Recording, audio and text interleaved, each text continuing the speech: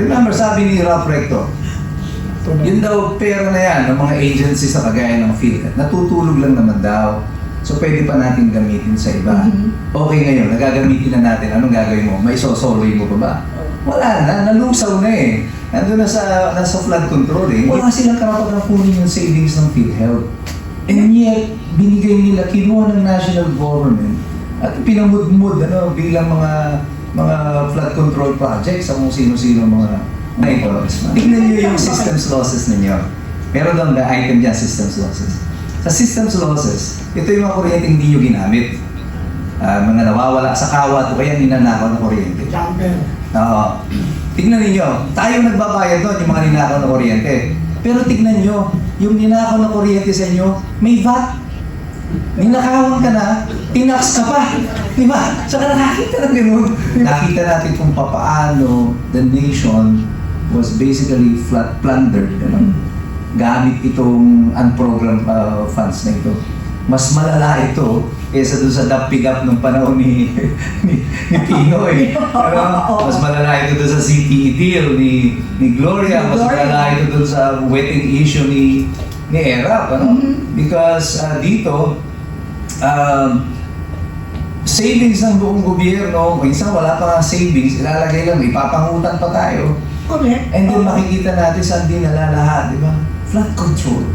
Na hindi natin nakita kung saan napunta yung mga flood control na yan. Hindi nga natin naramdaman eh. And unprogrammed yan yung flood control na ay unprogrammed. Kaya dito na pinakita na ng Supreme Court yung how ridiculous the situation is.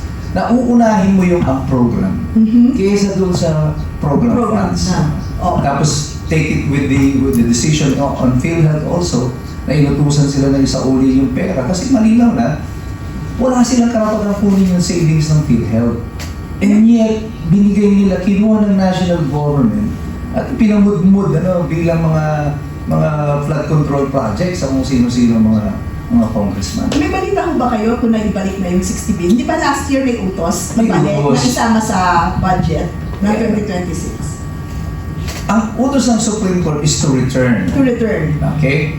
Ang ginawa ng gobyerno is not to return. Tuwa pa silang inaano. So, hindi nga namin basta in-return, ni-replenish namin. They changed the term to replenish. Pero pag sinabi ng replenish, alam yung ginawa sa atin, kinuha nila yung pera ng PhilHealth.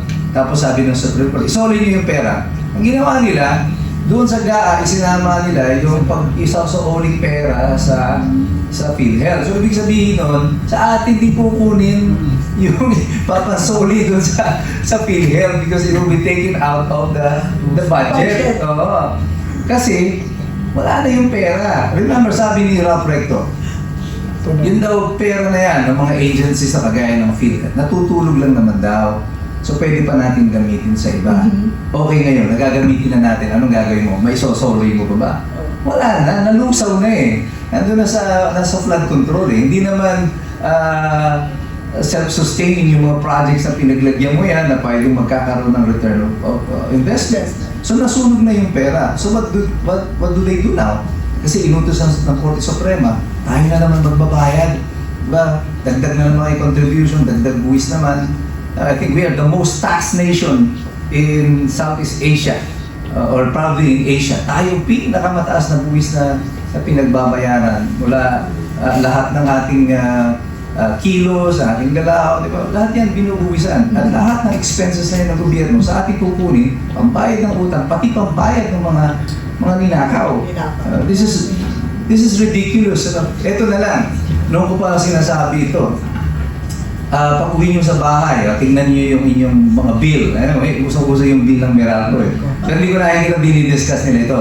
One of the objections ko dyan sa VAT na ito, tingnan nyo yung systems losses ninyo. Meron doon the item dyan, systems losses. Sa systems losses, ito yung mga kuryente hindi nyo ginamit. Mga nawawala sa kawat o kaya ninanakaw na kuryente. Tingnan ninyo, tayo nagbabayad doon yung mga ninakaw na kuryente. Pero tignan nyo, yung ninakaw na kuryente sa inyo, may VAT. Ninakawan ka na, tinax ka pa. Diba? Saka nakakita na gano'n. Diba?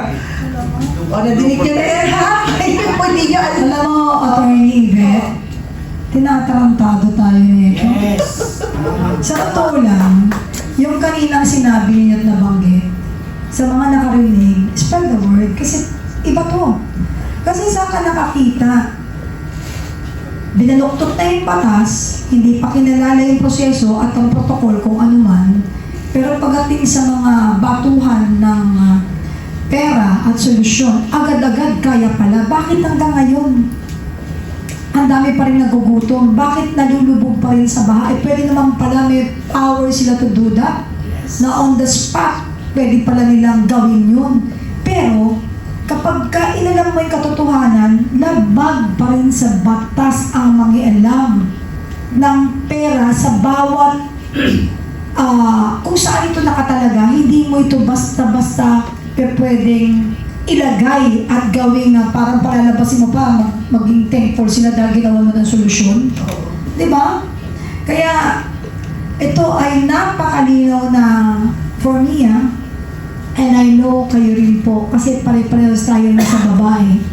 Yes. Nakikita ko siguro tama yung terminong ginamit dito ni Kakora Gidote. Yun! Eksaktong-eksakto ang termino sa mga narinig natin ngayong araw. Pinagsasamantalahan ang ating pong bansa. Yes. Yes. Apo. Naman, sindikato. Ituloy mo pa nga kasi ang dami pong kahindik-hindik na mga sinasabi ngayon ni Atty. Operario that the Filipino people should know. Kasi ang mahirap kasi patay ang katotohanan sa media and yung mga social media bloggers, content creator na nagsasabi ng totoo para magising ang mga Pilipino,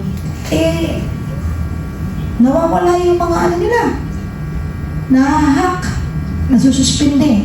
Nare-report. Kaya nga sabi ni Atty. Kanina narinig ko, yung freedom, pag binigay sa inyong laya, samantalahin niyo dahil hindi yan magtatagal sa mga panahon ito. Nakaposas tayong lahat. Pero it will not stop us kasi pag huminto tayo, sino ang magpapakalat at magpapaalam at magpapatuloy? Paano na ang Pilipinas? Hanggang may naninindigan sa ating bayan, suportahan natin. Basta doon lang tayo sa tama. Meron mas malakakon sa tubig. Meron ka pala sa tubig. At ito, baka alam niyo yun. Nasyak ako sa Meralco eh. Opo, ganun din ang... Natural resources. Opo. Ang natatandaan nyo noon, si PRRD, nung ayaw magbayad nitong Maynilad Yes. noon sa gobyerno. Ang sabi ni PRRD sa kanila, pag di kayo nagbayad, bukas take over namin yung operation ng Maynilad.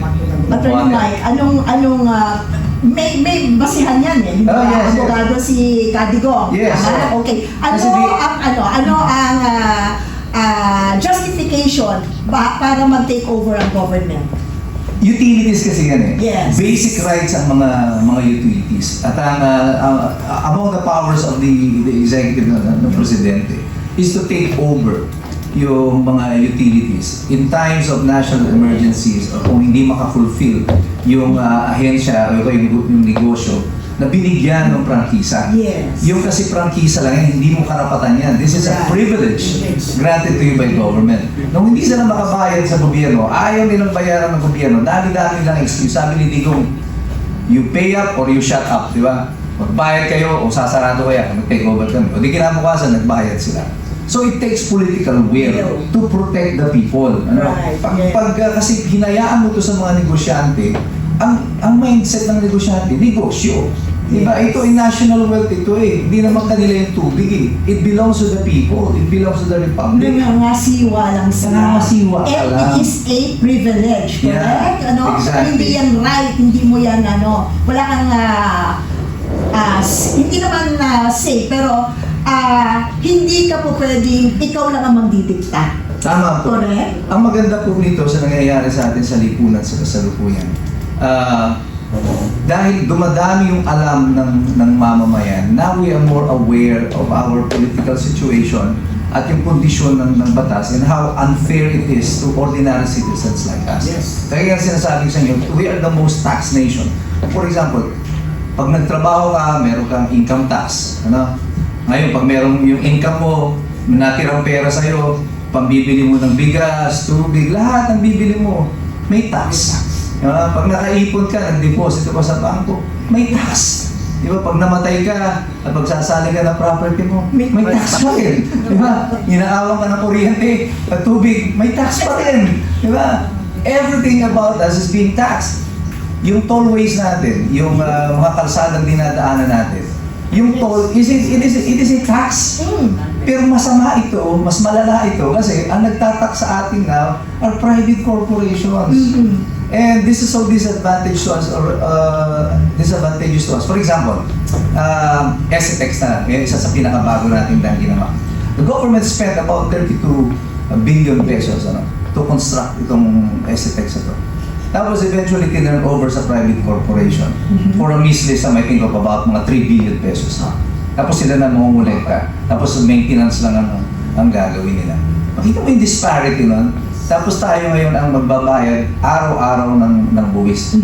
Yung ako ngayon, from Manila going to Bataan, almost 700 na yung one way ko na toll, from Bukawi all the way to Dinalupihan. So, gano'n siya kamahal. So, 2 ways mo, 700, 1,400. Di ba?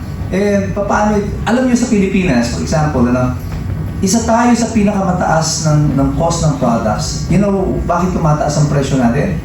Logistics. Correct. Kasi yung cost of transporting goods sa atin, masyadong mahal. Samantalang sa mga neighboring countries natin, sa Vietnam, sa Thailand, kung meron mang toll, very minimal yung charges nila.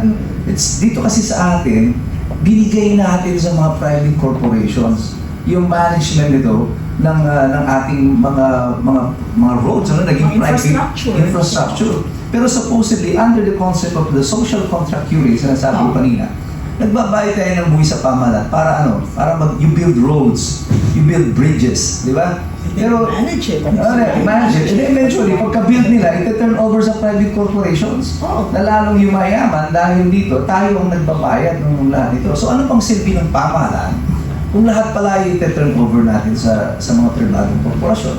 That is why in the Philippines, ito yung sinasabi noon na meron tayong mga oligarchies na na-create. Payaman sila ng payaman. Makikita mo yung malalaking korporasyon are owning large parcels of land sa mga probinsya.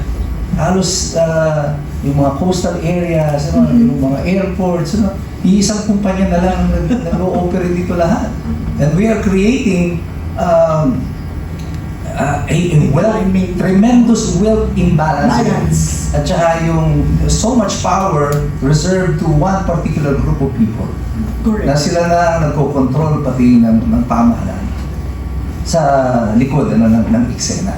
Yan ang masama doon. Private government I guess, Yes. Attorney Mike, kasi yun nga, Kapenian, kaya nga napaka-thankful ako, we have a resource person as Attorney Mike Operario, na dahil sa kahirapan ng buhay natin ngayon, at kung ano-ano ang mga binibigay sa atin ng mainstream media, na tungkol lahat dyan sa impeachment ni VP Sara, hindi na nakakalimutan na natin itong mga bagay na sinasabi ni Attorney Mike, na in fact, yun ang dahilan bakit tinayo ang PDP laban, itong partido, dahil ayaw natin na